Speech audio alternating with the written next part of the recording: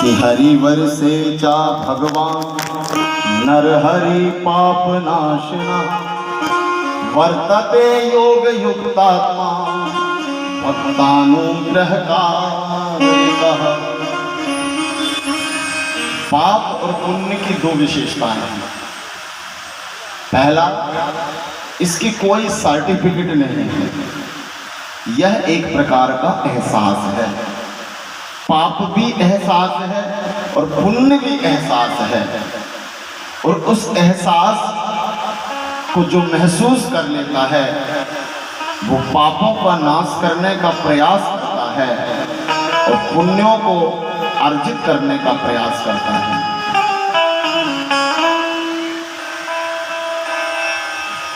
आज दिति और कश्यप जी के जीवन के बारे में श्री नारायण नारद जी को बताते हैं। नारायण नारद जी को बताते हैं कि हे नारद,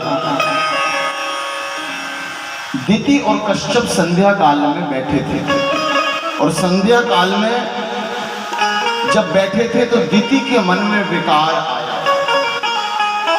संध्या काल किसे कहते हैं? सबसे पहले सुबह संध्या काल होती है और एक होती है शाम को संध्या काल।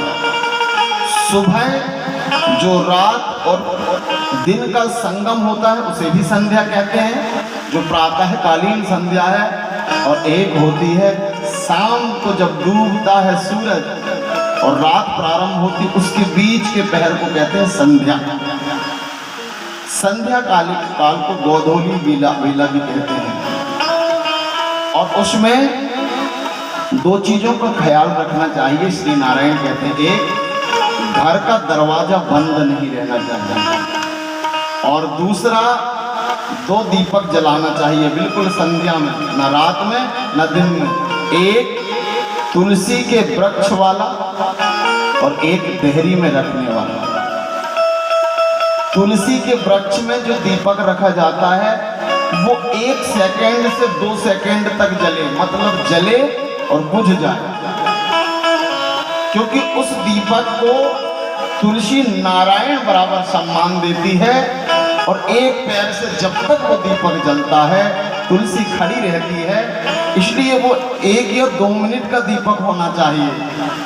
और दूसरा दीपक कुल का दीपक होता है जो 1-1.25 घंटे जलना चाहिए, जिसको देखने के लिए आपके दरवाजे में पार्वती जी और शंकर जी आते हैं, और जिनका दीपक जलता रहता है ना उसको आशीर्वाद दे जाते हैं कि ऐसे ही कुल का दीपक हमेशा जलते रहे और इस कुल में कभी दीपक बुझे ना। और जिनका दीपक बुझा हुआ रहता है तो ध्यान रखना, बुझे हुए 100 दीपकों से भी, बुझे हुए 100 दीपकों से भी एक दीपक नहीं जलता, लेकिन एक जला हुआ दीपक 100 दीपकों को जला देता है। इसलिए हमारी संस्कृति में 9 रात और 9 दिन अखंड ज्योति जलाई जाती है कि एक दीप से जले दूसरा, जलते दीप अनेक, और बुझे हुए कई दीप से जले न दीपक एक। विश्व में, ध्यान रखिएगा, विश्व में 290 देशों में, 290 देशों में अखंड ज्योत का प्रचलन, चाहे वो 150-200 रुपए लीटर मीठा तेल हो गया है, 250 रुपए लीटर राई का तेल हो गया है, फिर भी पूरे विश्व में अगर कहीं कोई दीपक जलाता है तो वो भारत जलाता है, क्योंकि भारत को पता है ये दीपक नहीं बुझना चाहिए, जिसको कहते हैं सनातन दीपक। क्योंकि जब माँ के गर्भ में कोई बेटा आता है ना तो वो दीपक बुझा हुआ रहता है, लेकिन जैसे ही नारायण का दीपक अंदर जाता है और उस बुझे दीपक में अपनी लौ मिलाता है, और ये जितने दीपक दिख रहे हैं ना दुनिया में वो जगमगाने लगते हैं। आदरणीय श्रोताजनों, ये दीपक की महिमा है।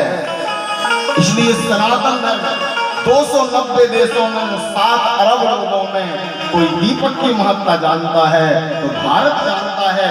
और भारत में भी मेरे सनातन धर्म की हिंदू बहनें इस दीपक का महत्व जानती हैं, जो अपने घर में जलाती हैं, देहरी में जलाती हैं, संध्या में। तो संध्या काल बड़ा महत्वपूर्ण काल है। इस काल में 2-3 काम नहीं करना चाहिए। पहला, भोजन नहीं करना चाहिए शाम को भोजन करते हैं तो बुद्धि में विकार आते हैं। दूसरे, बच्चों को शाम के समय में संध्या बेला में पढ़ना नहीं चाहिए, एकाग्रता भंग होती है। संध्या निकल जाए या तो रात्रि में पढ़े या दिन ही दिन में पढ़े, संध्या बेला में ध्यान करना चाहिए।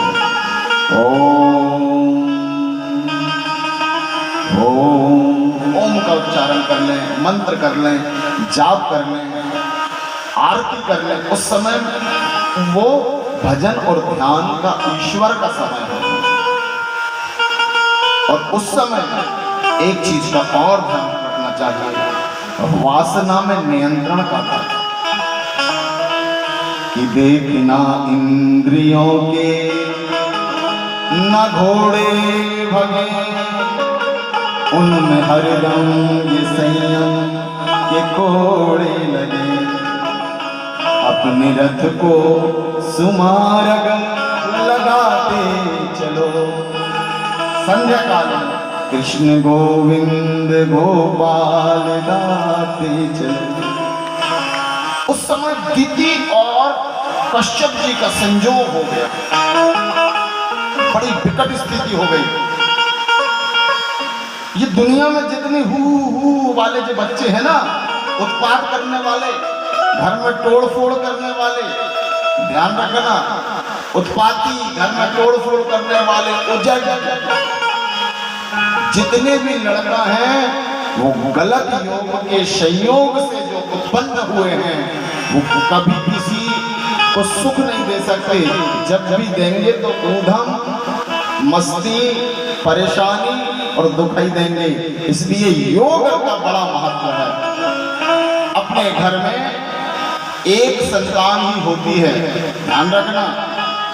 अब वो समय नहीं रहा कि हम 2 हमारे 10, ये समय रहा क्या? अब हम 2 और हमारे 1 या 2, अब वही 2 पार लगाएंगे या वही 2 डुबा देंगे। 2-5 होते थे तो एक ना एक काम दे ही देता था, लेकिन अब बड़ी सावधानी की जरूरत है। उसी को भज के रह रहे हैं। कई माता पिता को जानता हूं मैं, जिनके एक ही हैं और वो इतने खुरापाती कि माता पिता को वो सारे देवता याद दिलवा देते हैं। तो बच्चे ऊधमी होते हैं को योग में जन्म लेने से। आदरणीय श्रोताजनों, 2 बच्चों ने जन्म लिया, एक हिरण्याक्ष और हिरण्यकश्यप, और दोनों ऊधमी, दोनों घमंडी, दोनों दूसरों को परेशान करने वाले। जिनके बच्चे 5 साल से 12 साल के बीच में, वो हाथ उठाएं। जिनके बच्चे 5 साल से 12 साल के बीच में, ऐसे उठा लें। और मैं भी उठाया क्योंकि मेरे भी बच्चे अभी 1-2 साल का बेटा है राम, और बिटिया है 8 साल की। हाँ, वेरी गुड। जिनके बच्चे 5 साल से 12 साल के बीच के हैं, मैं उनसे निवेदन करना चाहता हूं, बिल्कुल समय नहीं गया है। अपने बच्चों को प्यार अंदर करो और बाहर जितनी पिटाई कर सकते हो उतनी कायदे से कर लीजिए, क्योंकि पेड़ जब तक कमजोर हो, नरम होता है, उसको जैसा कर लो वैसा ही होता है। जितने संस्कार दे सकते हो उतना संस्कार दे दीजिए। कई माता पिता को मैं देखता हूँ, अगर कोई पड़ोसी ने या दादा दादी ने किसी ने डांट दिए तो लड़ पड़ते हैं। तुम्हें नहीं मालूम, हमने जन्म दिया है, 9 महीने हमने पेट में रखा है, तुम होते कौन हो कहने वाले। ध्यान रखना, पहले के समय में बच्चों को कोई भी मार देता था, डांट देता था, इतनी जगह पिटते थे कि बच्चे कम बिगड़ते थे। अब हम इतना प्रेम करने लगे हैं उनको कि खुद भी मारने में बड़े डरते हैं। उसकी वजह क्या है? अब भी निमोनिया से उठा है, अब भी बुखार से उठा है, बड़ा कमजोर है। और एक और डर, कहीं कुछ हो ना जाए। ध्यान रखना, ये डर अगर आपका बन गया ना तो इसका फायदा उठाते जाएंगे। पहले के बच्चों को भी बीमारी होती थी, सब होती थी, लेकिन जिस दिन माएँ पकड़ लेती थी और भाई ना, उस दिन जब पिटाई लगती थी ना, तो वो 28 और 30 की उम्र में भी याद रहता था कि पिटाई हुई है कैसी। ध्यान रखिएगा, बच्चों को मारना बंद मत करिए, और मारने के बाद उन्हें मनाइएगा मत, वो खुद ही मनाएंगे। इससे फायदा क्या होगा? आदरणीय श्रोताजनों, जब से हमने ये कोमल मन बनाया है ना, तब से बच्चे फायदे उठाने लगे हैं। 2-2, 4-4 घंटे मोबाइल, और अपने मन का जितना उनसे बन सकता है वो सब करते हैं। और उसका घाटा क्या होता है? दिशाएं बदल जाती हैं। और 12 साल के बाद तो बच्चों को आप मारने की कोशिश भी करोगे तो मारना असंभव हो जाता है, और फिर कोई दिशा नहीं दी जा सकती। इसलिए शास्त्र कहता है 5 से 12 के बीच में जितना मार सको। क्या आप मेरी बात से सहमत हैं? कौन कौन सहमत है? जी जी, धन्यवाद, बहुत बढ़िया। आदरणीय श्रोताजनों, अपने बच्चों को, जो छोटे छोटे बच्चे वो तो अभी से कप रहे हैं कि प्लानिंग बना रहे हैं हम मारने की, लेकिन ये सच है। हिरण्याक्ष और हिरण्यकश्यपु दोनों की दिशाएं बदलने लगी और दोनों ऊधम करने लगी। हिरण्याक्ष ऊपर को बढ़ने लगा, हिरण्यकश्यपु नीचे को बढ़ने लगा। हिरण्याक्ष है लोभ का प्रतीक। लोभ हमेशा ऊपर को बढ़ता है, और लोभ जब बढ़ता है ना तो वो उसकी कोई लिमिट नहीं होती है। और जब तक हमारे लोभ की कोई लिमिट नहीं होगी तब तक हमारे जीवन में रम्य के नाम वर्षे मूर्ति भगवतः परा मतस्यां देव सुरैर बंधा मुनि स्तोति निरंतरम। लोभ इस दुनिया में दुख का कारण है। लोभ। एक बात बताइए, आपने अपने जीवन में कोई लिमिट बनाई है कि हमें कितने आगे बढ़ना है? अगर अपने जीवन में दुख को मिटाना है तो सबसे पहले हमें अपनी लिमिट बनाना पड़ेगा कि हमें जिंदगी में क्या क्या चाहिए। सभी सीधी कमर करके बैठे। घर बन गया आप लोगों का, जिनका नहीं बना है वो ऐसे करें। नहीं बना, ठीक है, घर बन गया। नहीं बना भी तो एक लिमिट क्या है? घर बनना, ठीक है।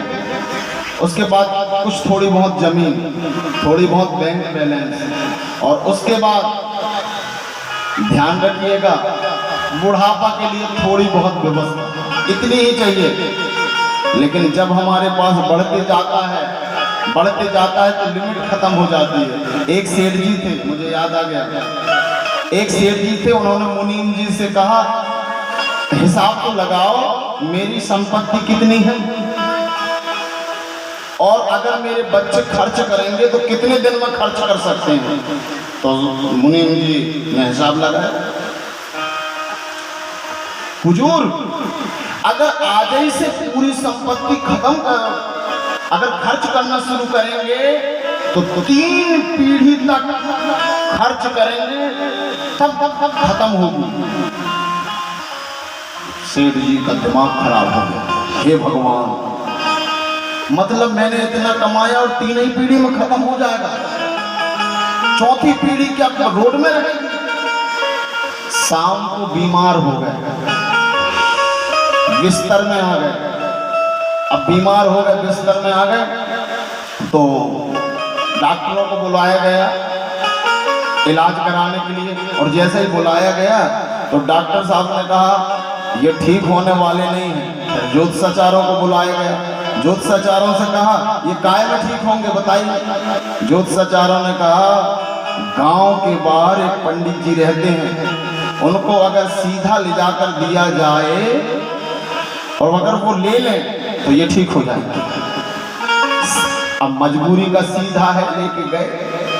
जैसे ही बैलगाड़ियां पूरी छूटी, जैसे ही बैलगाड़ी छूटी, पंडित जी ने कहा भैया ये कहाँ जा रहा है इतना सारा दाना?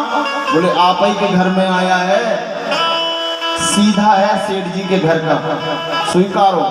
पंडित जी ने कहा मैं पूछ लेता हूँ महाराजन जी से कि लेना है कि नहीं।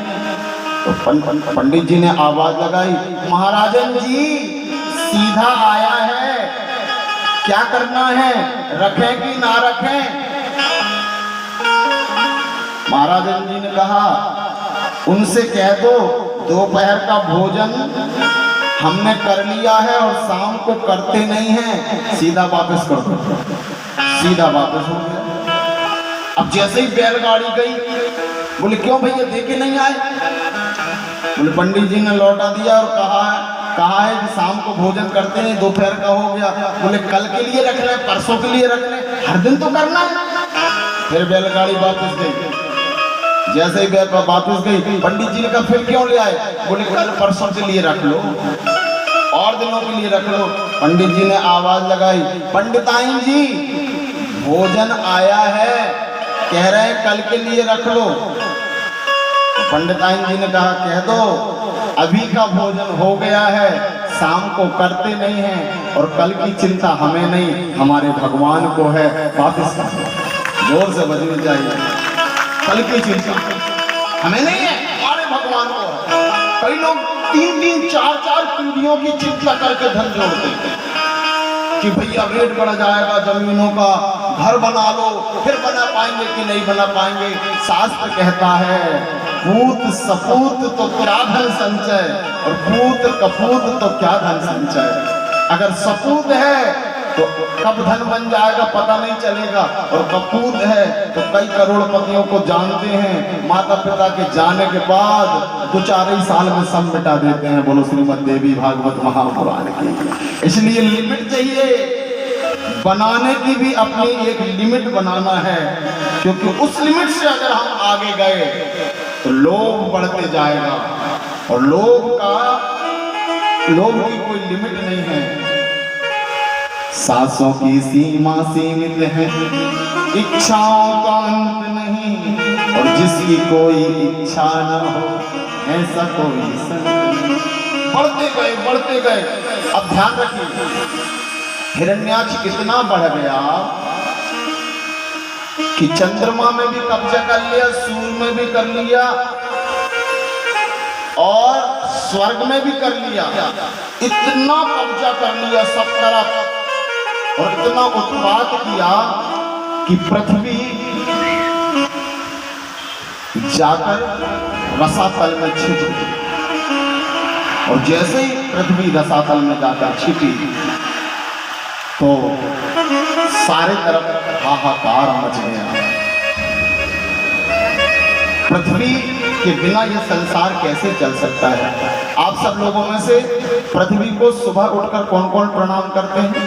हाथ उठा के बताइए।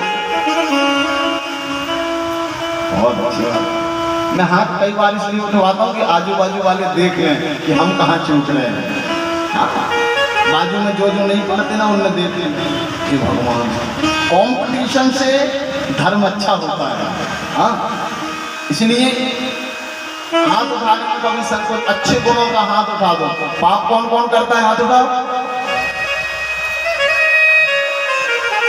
इसकी प्रेरणा नहीं चाहिए, किसी ने नहीं उठाया, सही है। पुण्यों का प्रचार होना चाहिए और पाप को ईश्वर की कथा सुनते सुनते अपने अंदर ही नष्ट करना चाहिए। पुण्यों का हमेशा प्रचार होना चाहिए, जिससे धर्म और करने की इच्छा हो, प्रेरणा मिल जाए चाहिए। इसलिए मैं कई बार कहता हूँ अच्छी चीजों को अच्छा प्रचार करो, लोगों को बताते जाओ, इसलिए ये होता है। तो पृथ्वी को प्रणाम करना चाहिए। जैसे ही सुबह उठो तो आंख खोलो, बिस्तर मत छोड़ना, और बिस्तर बिना छोड़े 3 बार पृथ्वी को प्रणाम करो। समुद्र वशने देवी पर्वत स्तन्न मंडली विष्णु पत्नी नमस्तुभ्यं पाद स्पर्श क्षमस्वमी। और 3 बार प्रणाम करने के बाद ऐसे उंगली हाथ को देखो, कराग्रे वस्ते लक्ष्मी, कर मध्य सरस्वती, कर मूले स्थितो ब्रह्मा, प्रभाते कर दर्शनम। ब्रह्मा विष्णु महेश इन हाथों में है। कर्म धर्म समर्पण सब इन हाथों से होना है। अपने हाथों को ऐसे देखना, इनसे कोई पाप ना हो। पृथ्वी रसातल में जाकर छिप गई, और पृथ्वी जब रसातल में आकर छिप गई तो सारा संसार दुखी हो गया। ऊपर जितने भी थे देवता दुखी हो गए, क्योंकि पृथ्वी जाकर छिप गई। पृथ्वी एक गोला है और ये गुरुत्वाकर्षण से लटका है।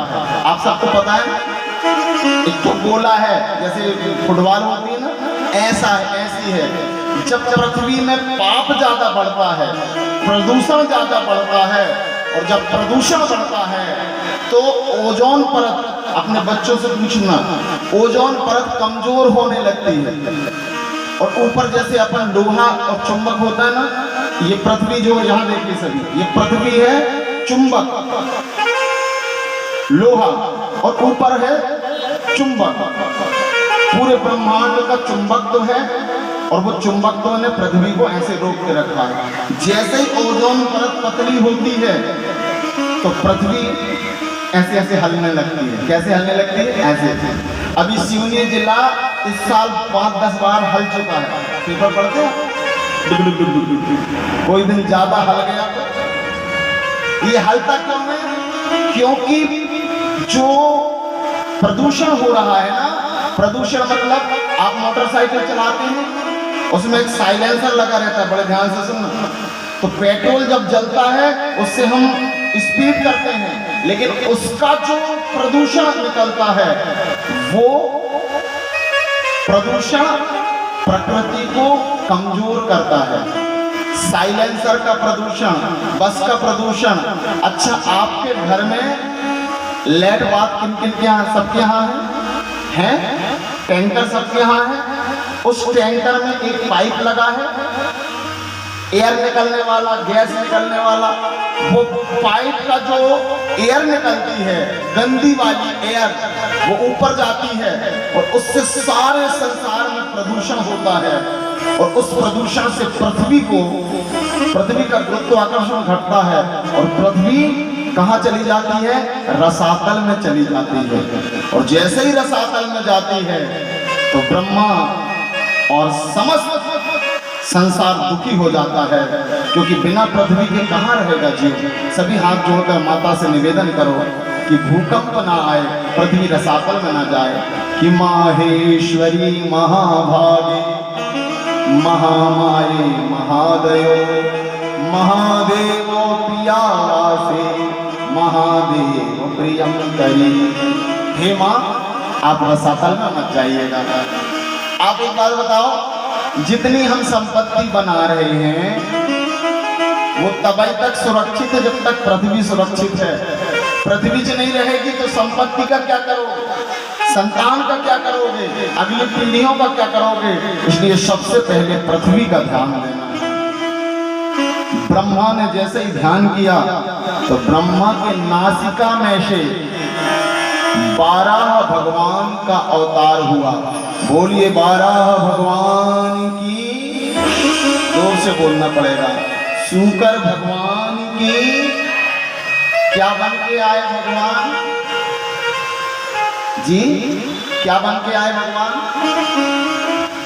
सब जोर से बोलेंगे। क्या बन के आए? शुक्र। शुक्र मतलब सुअर बन के आए। क्या बन के आए? सुअर बन के आए। और सुअर क्या खाता है? मल खाता है। क्या खाता है? अब आपसे कोई पूछे कि तुम्हारा भगवान कैसा है जो सूकर बन के आया, सुअर बन के आया, मल खाने आया, तो आपका जवाब क्या होगा? और तुम कहते हो कि तुम्हारा भगवान नारायण बन के आता है और सनातन की रक्षा के लिए आता है। ये कहते हैं सभी सीधी कमर करके समझिए क्या कहते हैं, सनातन की रक्षा के लिए आता है। और सनातन की रक्षा के लिए जो परमात्मा आता है वो सूकर बन के क्यों आता है? तब कि उसके बारे में कहते हैं कि बिन पग चलहु सुनहि बिन काना, कर बिन कर्म करे बिन नाना। तो वो सूकर बन के क्यों आता है, सुअर बन के क्यों आता है? और कुछ भी तो बन सकता है। तो एक बात बताऊं मैं, सनातन धर्म की रक्षा के लिए आता है। काय की रक्षा के लिए आता है? सनातन धर्म की रक्षा के लिए सूकर बन के आता है। और सुअर क्या खाता है? गंदगी। आपको पता है हमारे देश में ऐसी गंदगी हुई है, सारे पेड़ कट गए हैं, उद्योग बड़े बड़े लग गए हैं, सबसे धुआं निकल रहा है, सब प्रकार से पृथ्वी को नष्ट किया जा रहा है। हम जो खेतों को जला रहे हैं, नरवाई, उससे जो धुआं निकल रहा है, पूरे संसार में केवल मल ही मल बचा है। और ध्यान रखना, जब मल ही मल संसार में हो जाता है, प्रदूषण ही प्रदूषण संसार में हो जाता है, तो सनातन खतरे में आ जाता है। और उसी के लिए भगवान अवतार लेते हैं सनातन को बचाने के लिए। और सनातन का मतलब क्या होता है? जल, वायु, अग्नि, आकाश और पृथ्वी से सनातन, उसको सनातन कहते हैं।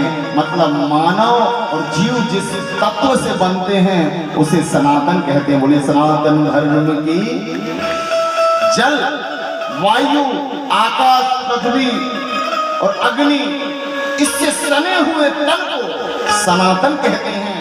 और सनातन जब खतरे में आ जाता है तब भगवान सूकर बन के आते हैं। बोले सूकर भगवान की। कैसे खतरे में आ गया? जब इम्यूनिटी कमजोर हो जाती है, रोग प्रतिरोधक क्षमता कमजोर हो जाती है। कभी आप विश्व के इतिहास में आप देखेंगे, कभी ऐसा नहीं हुआ है कि 7 अरब लोग, 290 देशों के लोग एक साथ बीमार हुए हों, जैसे 2 सालों से कोरोना में हुए हैं। 2 करोड़ लोग एक साथ खत्म हुए हैं। जब सनातन मतलब मनुष्य जब एक साथ समाप्त होने लगता है केवल गंदगी, अशुद्धि और प्रदूषण के कारण, तो भगवान सनातन को बचाने के लिए सूकर बन जाता है। आदरणीय श्रोता जनों, सूकर बन जाता है। जोर से बजनी चाहिए। और मल और माखन खाता है। ध्यान रखना, दोनों अपोजिट चीजें बोल रहा हूं। मल भी खाता है सनातन को बचाने के लिए और माखन भी खाता है। मल खाने के लिए सूकर बनता है और माखन खाने के लिए कृष्ण बनता है। आदरणीय श्रोता जनों, माखन कौन सा है? तो जय जय श्री राधा, ध्यान रखिएगा, जय जय नवल किशोर और जय गोपी चित चोर पर प्रभु, जय जय माखन चोर। चित चोर, चित मतलब, अम्मा जी अच्छे से बैठ जाओ, ये सामने हो जाए, रात में ज्यादा जागरण हो गए।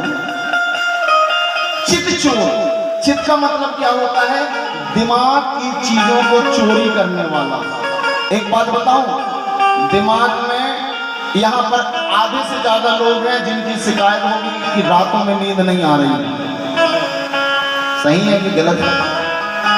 भोजन के नशा से जितनी देर नींद आ जाए तो आ जाए, बाकी नींद नहीं आ रही, ना दिन में आ रही ना रात में आ रही। Blood pressure